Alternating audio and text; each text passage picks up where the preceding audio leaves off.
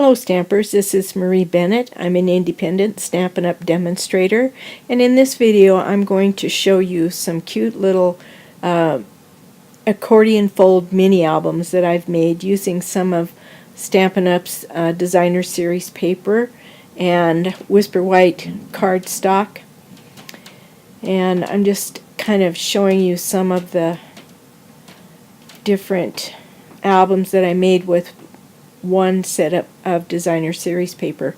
I'll put the information below the video about what materials I used in making this project, but really you can use any paper you have and any embellishments you have. You really don't have to buy anything special. Just use something that you already have that you like. So here's one using lemon lime twist with a lemon lime twist ribbon. And on the inside I've used more of the ribbon to create little space to slide a photo. And then I've used some of the burlap ribbon with the white accent dots and some of the leftover DSP. When it takes one sheet of DSP to make this little album, and then you have a small piece left over, and I use that to make the little pockets for inside of the album. Then on the back side where I wrap the ribbon around the page, then you have a piece of ribbon, and then I've used some more of the DSP to create little ways to keep your photos in place. It does work, I promise. It was a lot of fun making these albums, and you can use your creativity and just make it your own. You don't have to use my ideas. I just did something simple to give you a place to start and directions for how to put the album together. Here's an example of a little album I made using some graphic 45 paper. I like paper from lots of different companies. Stampin' Up!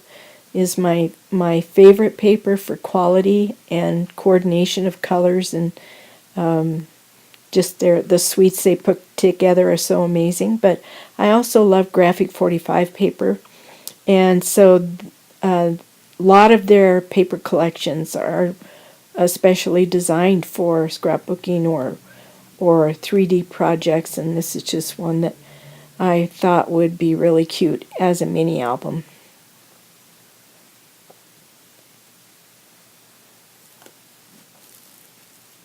Okay, we're going to go ahead and get started.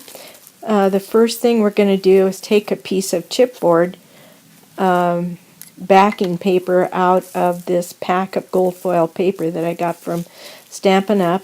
I don't like to throw any of their packing materials away because even their packing materials are very good quality product. So I'm using this piece of chipboard as the front and back cover of my mini album.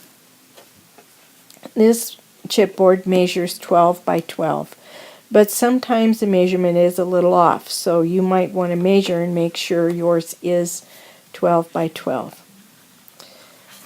And then I'm going to be using one sheet of designer series paper,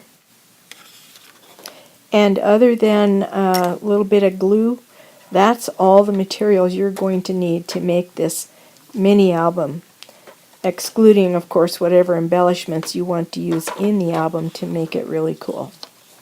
Alright, so the first thing I want to do is cut my designer series paper. The covers measure 4 inches by 6 inches, and I want to have a 1-inch border in all directions. So I'm going to cut it at 8 inches first, and then I'm going to cut it at 6. Turn it around the other way, cut off. So then I'll have 2 pieces of paper that measure 6 by 8 inches. One for the front cover, one for the back. And I have a 4 by 12 inch strip of designer series paper left over. Now I'm going to cut the chipboard lengthwise first, so 6 inches.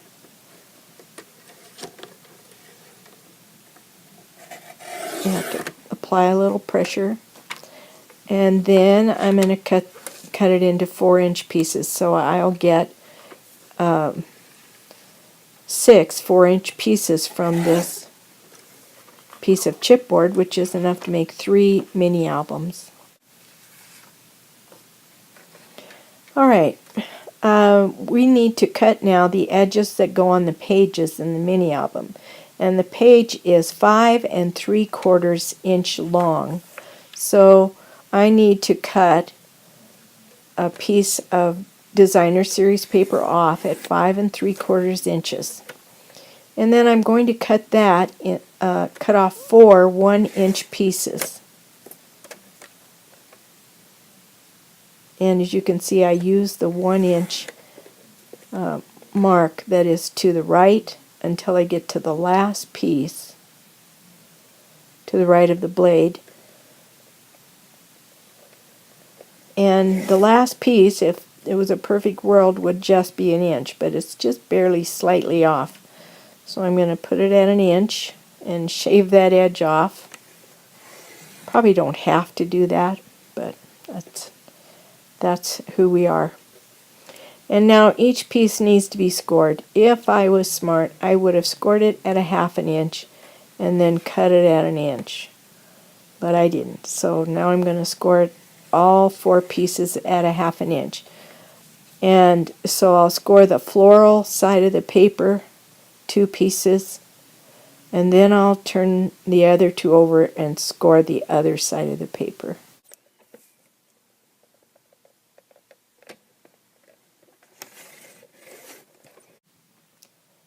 Okay, the actual inside pages of the photo album are made using 3 sheets of 8.5 by 11 Whisper White cardstock. And these I'm going to first cut at 5 3/4 inches. So I'm cutting 5 3/4 inches off the short side of all 3 pieces.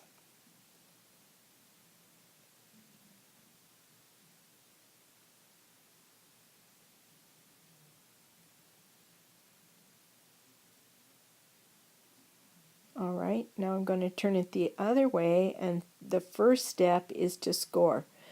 So because the pages are 3 3/4 inches wide, I'm going to score at 3 3/4 inches.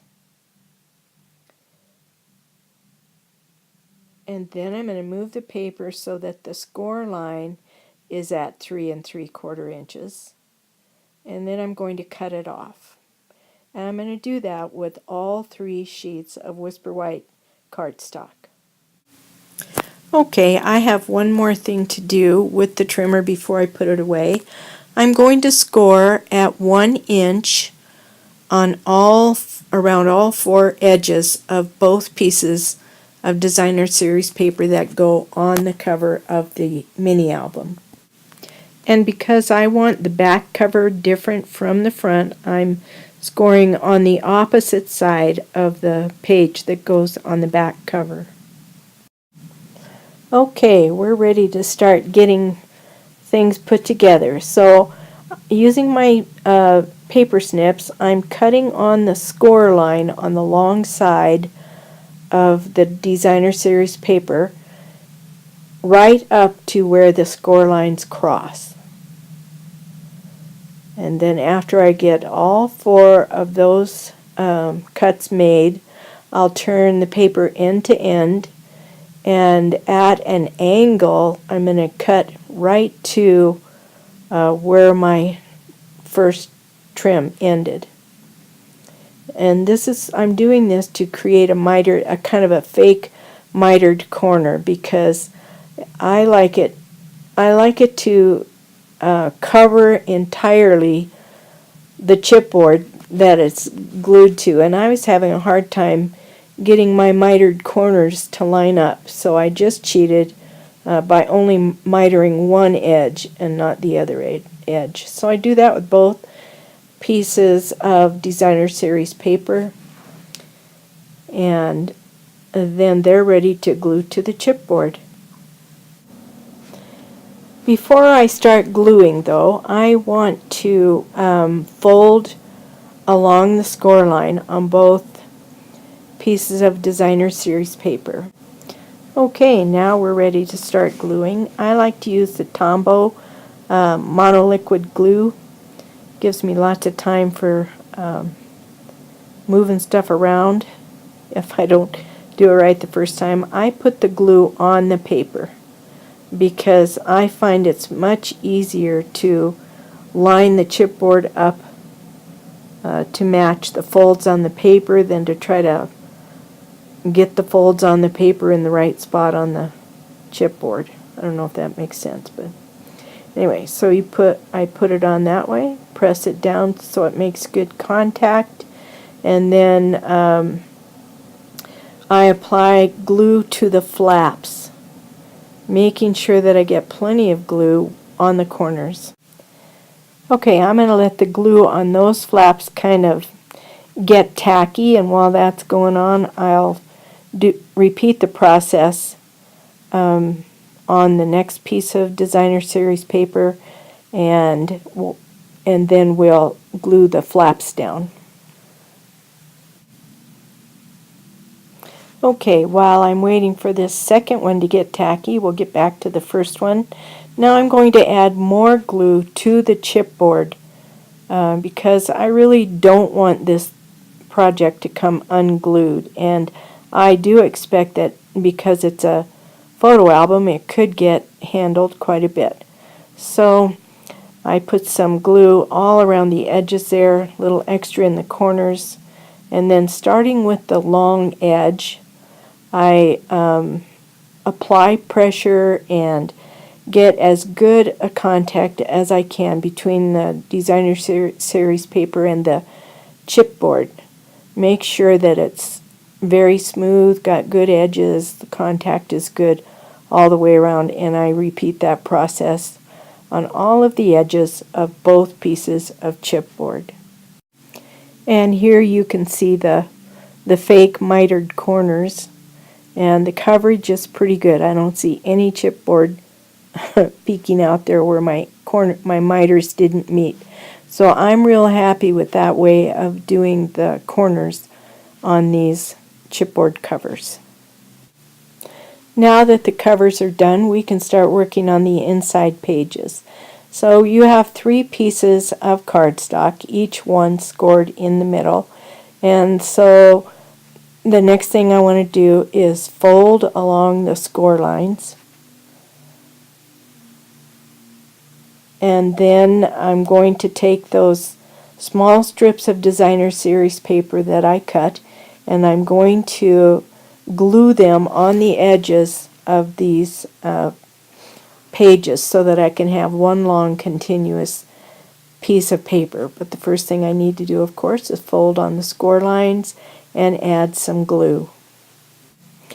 Alright, now I need to line up the edges of 2 pieces of cardstock so that the folded edges are butted up against each other and the open edges are also. And then I'm going to layer one piece of designer series paper, and I've decided to have the floral print out. So I put that on so that the 2 pieces of paper are stuck in between that piece.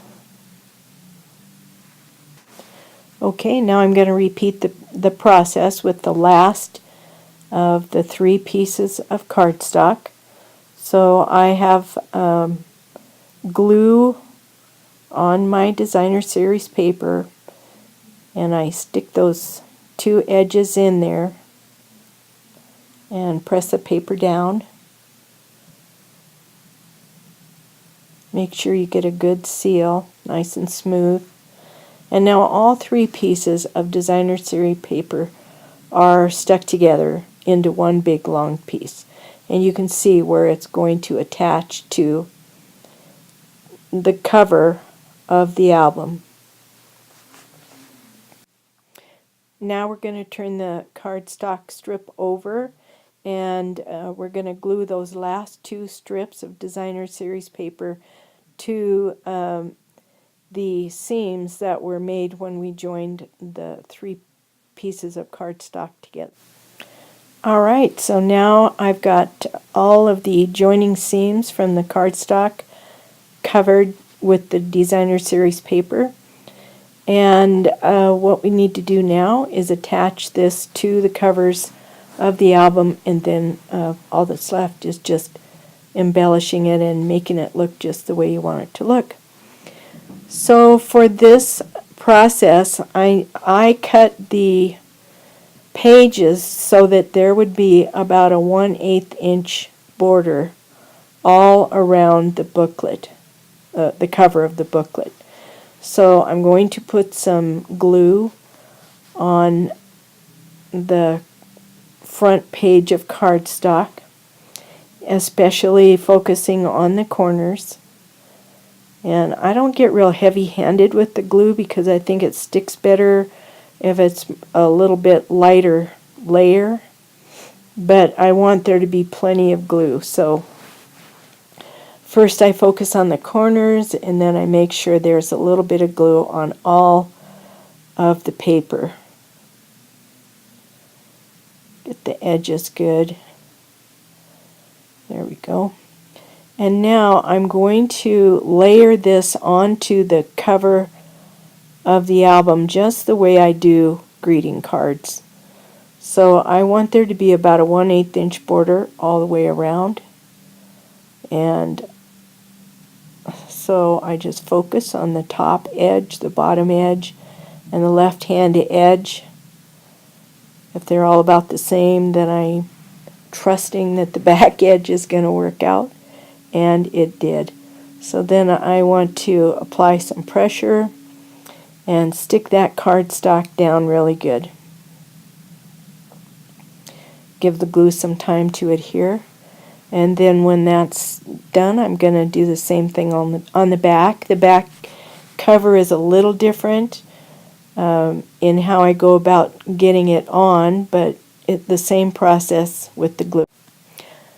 Okay, so now before I put this back cover on, I hold as best I can that paper flat, that cardstock flat. And then, just using feel, I line up the edges of that back cover so that the front and back cover are even. And then press the cardstock onto the back cover. You can see that it works out pretty well as far as lining it up with the front cover if you do it that way. I discovered that if I tried to do it the card making way and have the 1/8 inch border all the way around, it didn't always line up very well with the front cover. So I've just started lining the covers up and letting the cardstock fall where it may, and it almost always works out. So I hope you've enjoyed this video, and I hope you'll give it a try. Find lots of different ways to make these little mini albums your own. Thanks for watching, and happy stampin'. Bye.